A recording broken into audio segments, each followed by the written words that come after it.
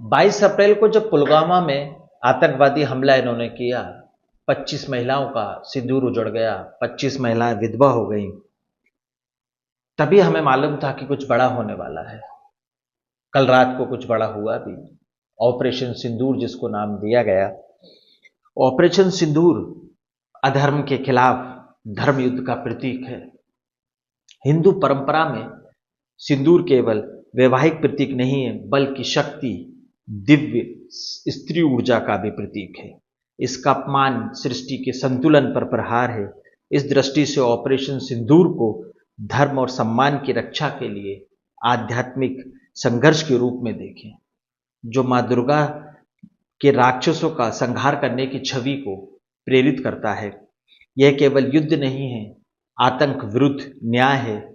25 महिलाओं का सिंदूर तुमने उजाड़ा और तुम भूल गए कि स्त्री के सम्मान में महाभारत करने की सभ्यता है। ये विजय का आगाज है, ये तो अभी शुरुआत है। नमस्कार, आदाब, सत श्री अकाल। आप देख रहे हैं प्रदीप स्टोरी। आज हम बात करेंगे ऑपरेशन सिंदूर की। दोस्तों, कल रात को 1:30 के आसपास का समय था। पाकिस्तान के बवालपुर में धमाकों की आवाज सुनाई देने लगी। कहा जाने लगा कि भारत ने सारन वाली मॉक ड्रिल से पहले ही आतंक के ठिकानों पर स्ट्राइक कर दी है। बहावलपुर सहित पाकिस्तान के 9 इलाकों में भारतीय सेना ने 24 मिसाइल दागी और ऑपरेशन सिंदूर की शुरुआत की।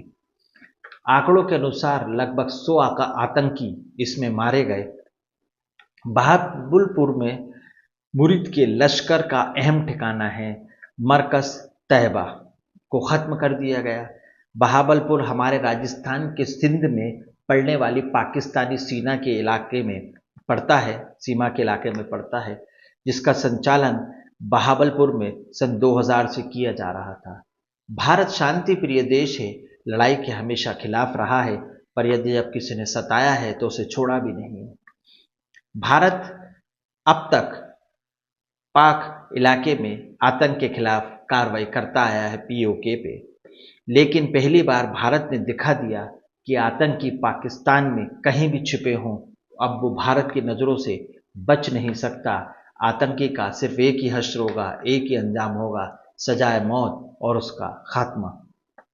भारत की मिनिस्ट्री ऑफ डिफेंस ने कल रात लगभग 1:30 बजे ये बिल्कुल साफ कर दिया कि ऑपरेशन सिंदूर पाकिस्तान में ऑपरेशन सिंदूर केवल आतंक के अड्डों पर सफाया करने के लिए किया गया है। इस ऑपरेशन में सिर्फ आतंक के अड्डों का सफाया किया जाएगा।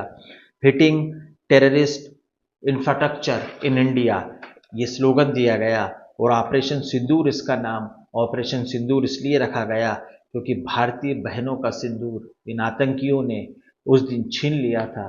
25 माताएं बहनें हमारी उस दिन विधवा हो गईं। निहत्थे लोगों पर इन्होंने वार किया, और वार किया भी तो धर्म और जाति को पूछकर। पहले नाम पूछा, धर्म पूछा और फिर बोला कि कलमा सुनाओ नहीं तो मर जाओ। और हिंदुओं को ही टारगेट किया गया, पहचान की गई, और वह अंत में बोला कि जाओ अपने मोदी को बता देना कि हमने ऐसा कर दिया है।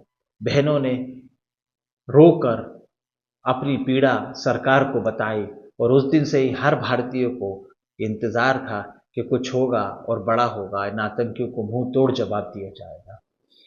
जब से प्लानिंग बनाई गई और ऑपरेशन सिंदूर जो कल रात को लगभग 1:30 बजे के आसपास शुरू किया गया, 24 मिसाइलें गिराई पाकिस्तान के 9 ठिकानों पर, लगभग 100 आतंकियों को मार गिराया।